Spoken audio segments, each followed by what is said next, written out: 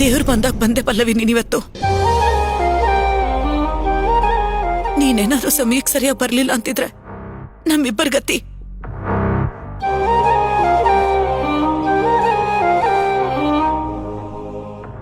ಅಮ್ಮ ಬನ್ನಿ, ನಾವು ನಮ್ಮ ಮನೆಗೆ ಹೋಗೋಣ. ಅಯ್ಯೋ, ನಿನ್ಗ್ಯಾಕಮ್ಮ ಸುಮ್ನೆ ತೊಂದ್ರೆ? ನಾವು ನಮ್ಮನೆಗೆ ಹೋಗ್ತೀವಿ.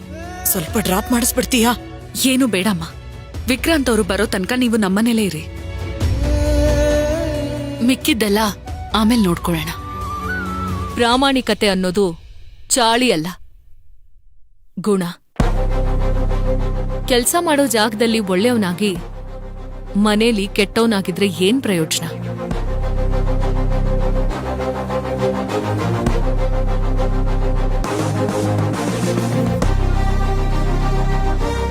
ಒಂದಲ್ಲ ಒಂದಿನ ಅದು ಕೆಲ್ಸದ ಮೇಲೂ ಪ್ರಭಾವ ಬೀರುತ್ತೆ.